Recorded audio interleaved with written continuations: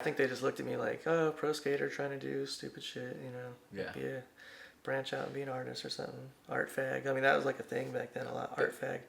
Look like you're selling large quantities of art.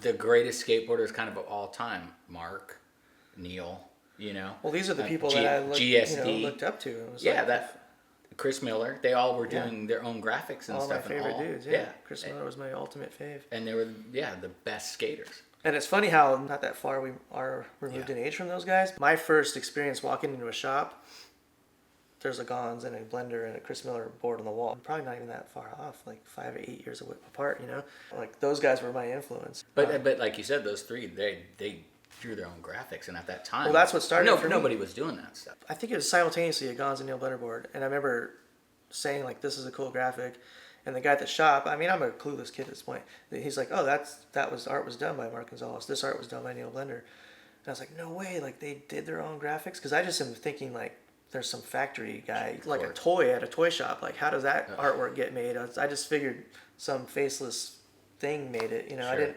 So that was just a cool little connection. Like, oh, this guy actually did the graphics. Like, and at that moment, I vowed like, if I ever turned pro, I'm gonna do my own graphics.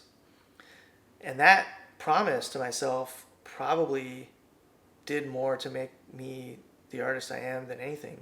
Because when that time came, I did the graphics, and I was so self-aware that they were shitty that the first ad said, buy a Templeton board, it's the one with the crappy graphics. Because I'm putting out a board that I did, I don't know what I'm doing, next to like these Lucero boards that were like super rad, like rad Lucero graphics, like good lines, cool, ruby lith cutting, all that stuff that they did to make it look rad was just all there, and I didn't know what I was doing. Yeah. But I was like, I'm doing it myself no matter what.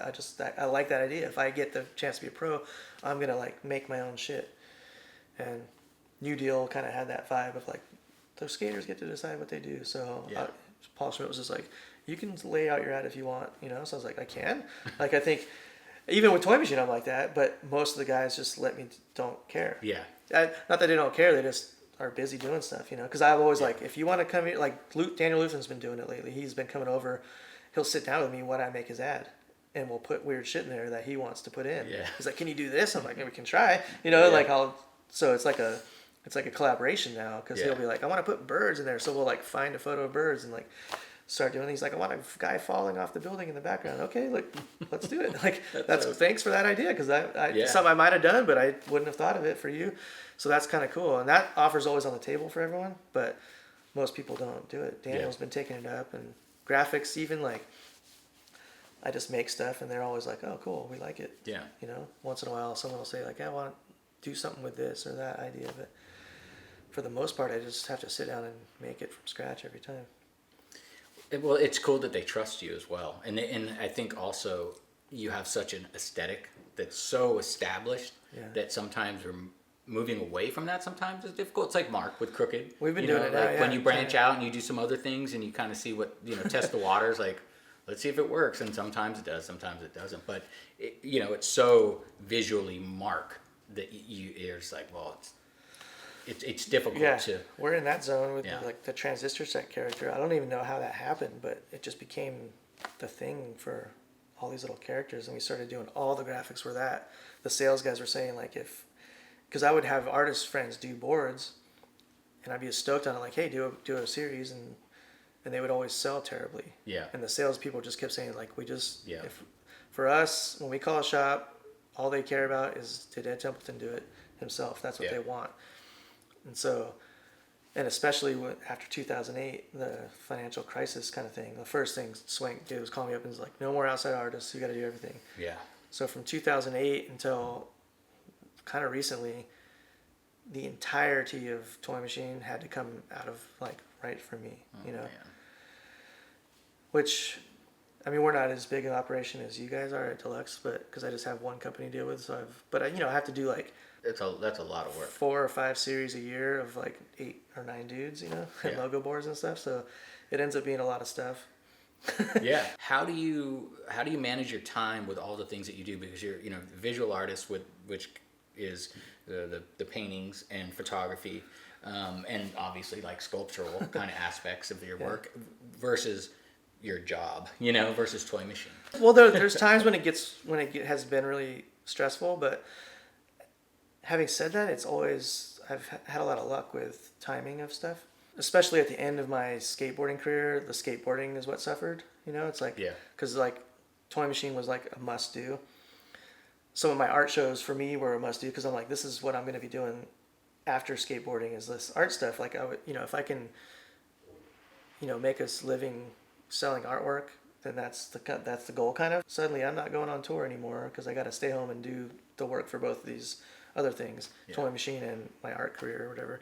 Getting a team manager help because like I was doing everything at one point, and finally we got a team manager who could like take the guys on tour. Because there was one little period where I was like, I'm actually hurting the company because it's like I want to do this show, so I don't even want to go on tour anymore. Right. And I was the only person who would like organize and go drive the van and do it. So. Getting a team manager help because now it's like, okay, you guys can go on tour without me, and like I'm old and crusty anyway. You don't need me there, you know. And then like right now, currently, I have a show in June in New York, but I'm gone in May. Based on all this, I talked to the guys at Toy Machine at Tamieto, and it was like, what are the graphics I would need up until July, let's say. Right. So I like busted ass in January and February to get all the graphics done until July, basically. Yeah. So I'm like, okay, that's done. Now I can work on this show. Yeah. Work on this show that I have to finish this month and ship it because I'm gone in May. So I have to have everything ready for June, like right now, kind of thing. I have to get it all ready and shipped and be there so I can just show up and the stuff's already there. So that's what I mean by lucky. It's like it's kind of worked out where it hasn't been that much of a huge conflict where I had to choose one or the other. Like, oh shit, someone offered me a show at the Tate, and I had to say no because I got to go on a Toy Machine tour or something, That hasn't happened, luckily. Yeah. Well, within skating, though, at least within that industry, we do these quarterly drops, so it's always known like every quarter you need X amount of product. And so you can plan that out X amount of time before, especially like in your situation where you're like, oh, I have this show in June, so I need to get the stuff done. I mean, that's a lot of serious juggling, though. And you're also like, which hat am I wearing today?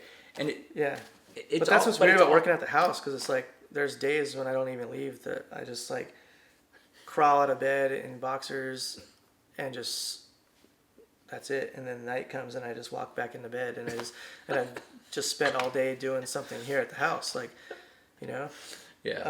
I would imagine. I'll do graphics, or I'll go print or paint or whatever. It's like just processing, scanning, whatever needs to be done. Well, it seems like what's cool though. It seems like you're always in a creative mode.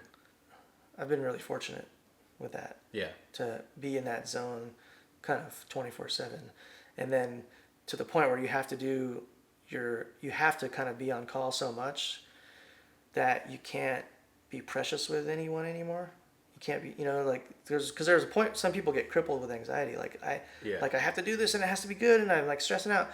I think over the years of like having to just like do graphics every couple months, like bam. Yeah, bam, there's bam, no bam. choice. You have to do it. You just have to do it. So you have to just kind of go down to your gut and just go, I'm trusting that what I'm going to do is good.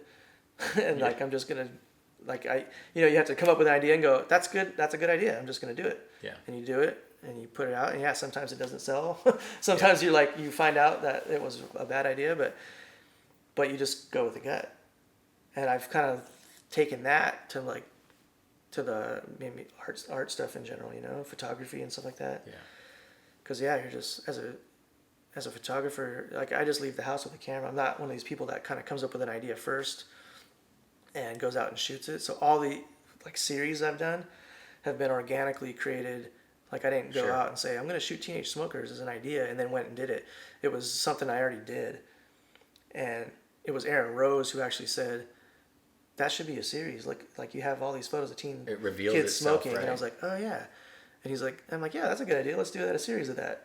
And so I've been doing that now. It's just looking back through my archive of stuff and going, oh man, I didn't realize that I always shoot people smoking or doing this or that, and could kind of pull a series out of the archive for it. So based on that, I just like, leaving the house every day is just like put the camera on and whatever happens. And when we travel, going to like do art shows or going on a skate tour or whatever, it's always just kind of 24/7 shooting. Like so so you're always seeing the world through like what's a cool photo here, you know. The thing is, you're putting yourself in that moment so it can happen.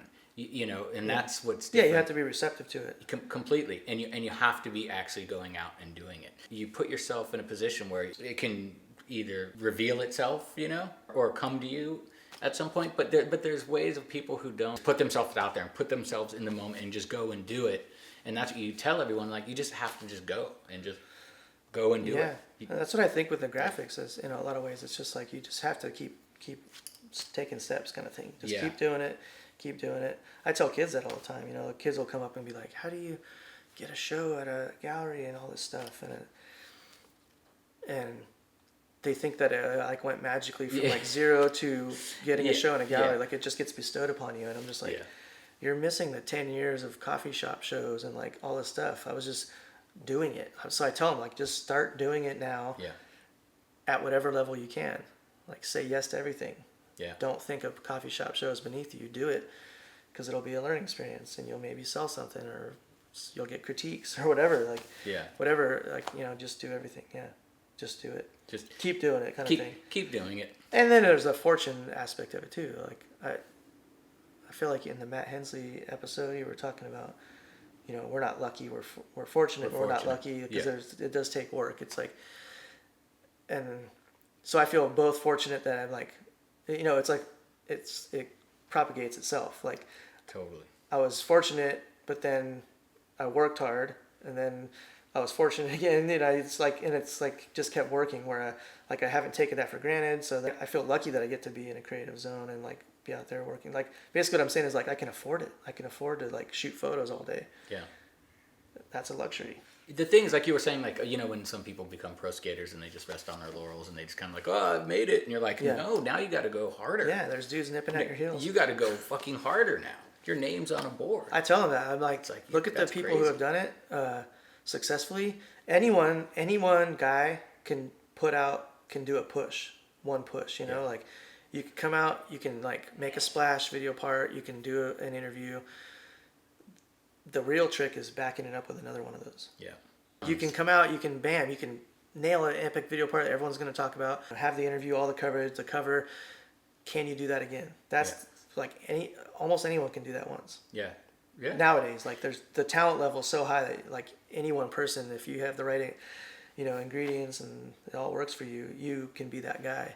A person like Costin or, you know, these long time dudes, Reynolds, have consistently done that like 10 times. 10 times they've done epic video parts and epic interviews. I see these dudes taking ice baths after sessions and stuff. They're fucking serious about it. Yeah, but it's also coming from another place too, where I think the drive is different. The drive is not to attain some sort of greatness or crown or anything. It comes from another place. Yeah, I mean, you know, Dennis Busenitz, you know, you're just like, you know, consistent shredding, incredible. Especially nowadays, where you can film something for years, like parts for years. Yeah, we filmed in one day, maybe 2 days. Yeah. Anything you do, you just have to keep doing it. You can't do it to expect. How conflicting is that? Something. That like the part you're most known for, let's say. How long did you film that? 1 day. 1 day. Yeah. We just went and cruised the hills, and I mean that's what it was back then. And then I mean, like my new deal parts, like the very earliest one was probably like a week or something. Like, here's every trick I know how to do. I'm gonna do it today. Yeah. So and you made it kind of, you know, like, and then Stacy would, that's good. No, that's fine. On to the next, and you're like, all right. Yeah. 1 day. It's insane. Yeah, we didn't have. Do you have like? It's just a weird thing. I was going to say guilt about it, almost like everyone's like, dude, you're legendary. You're like, that was 1 day. Like, what? Like, I feel kind of guilty about this. Well, you know, it's what it was. I think it was what it was for its time. For its time, There was the one video where when the earthquake happened in San Francisco, me and Jim were skating in the marina where the house fell and everything. I was filming for the video. Oh, wow. And so that was like, oh, cut short. Oh, here's your part. Yeah. It was like a few hours or something. I wonder what would have happened if I had like that network to just have like dump stuff into. All the stuff that I do is almost by just force of like, there's no one else to do it but me. Like, I do everything myself. I just, you know, it's like I'll lay out my own flyer, I'll lay out my own books, I'll do the graphics, I'll just, you know, I edited a video once. I couldn't even sit down and I don't even know how to work that stuff anymore. But at one point I did. Yeah. I figured out, like, I fully did Final Cut and editing and everything. It's out of necessity. And then it just left my brain because I couldn't do it now.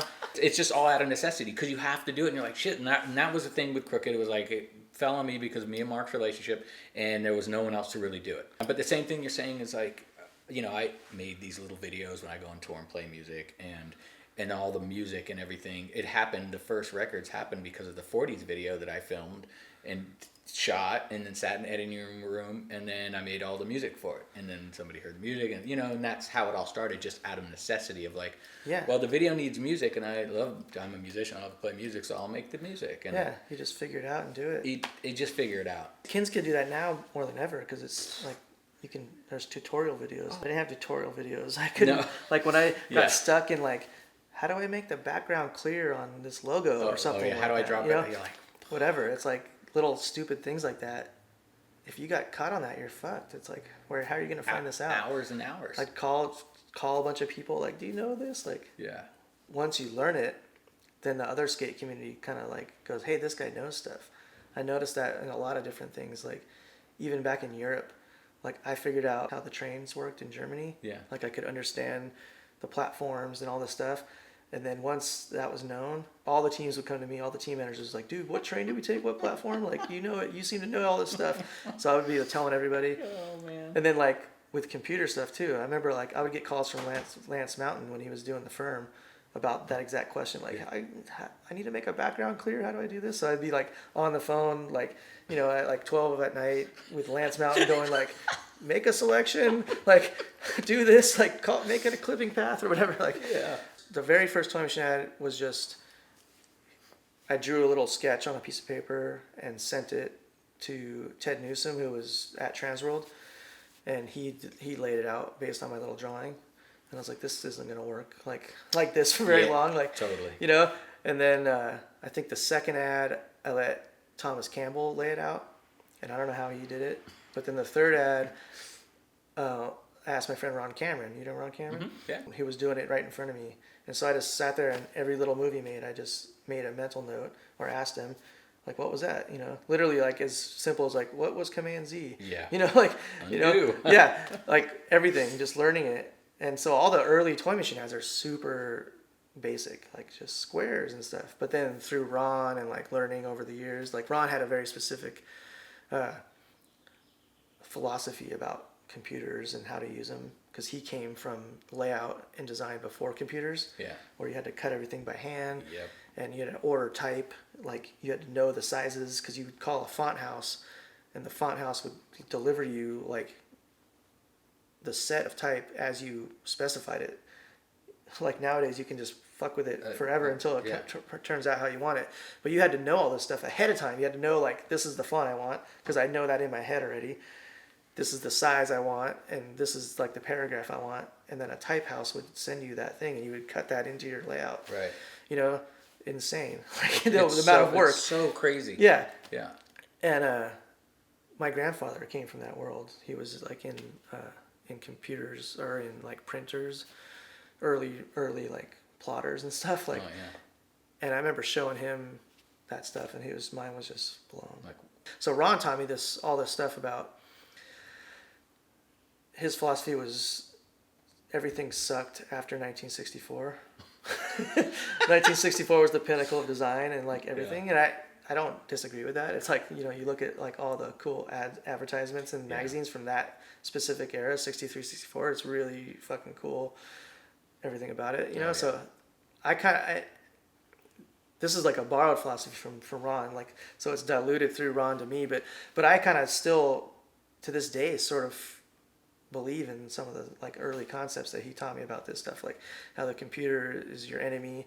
It's like there to make everything look uniform and lame, and so you have to like spend extra time and effort to make it look unlame. Yeah, you have to do stuff. So even to this day, I'll like never just draw a square box and like put a photo in it. I always put a fake scissor cut in there, Yeah. or like change the side of it a little bit, just so it's a Totally. little off kilter. Yeah. And that's like, it's almost like a nervous tick now. I have to like fuck everything. You do a simple layout, and then you're like, okay, now I got to go in and fuck this it up. It seems like all this shit happened because of you vowing to yourself to do your own first pro graphic. And that was out of necessity. And then it just went from there and literally snowballed, because you're like, oh, now I have a company and I have to draw 4 boards. Now I have to draw 6 boards. Holy shit. Put it this way, like my grandfather ended up being my father figure. My dad left when I was young, so he didn't really see skateboarding as a thing, you know. Sure. He was born in 1920. Like, why would he think that's a thing, you know? The It's a Japanese toy. bombed Pearl Harbor, and he signed up. He's that generation that was just like, I'm like, this is right. Like, I don't care about anything else. But he didn't really see it until I brought the first check home.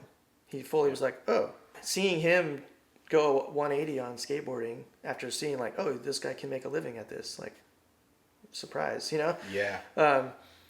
Made it super precious to me. Like, okay. So it was like fear of like, I got a little of this. Like, this is the best job ever. I want to keep this. Like, Yes. I want to keep this. I'm like, take it seriously.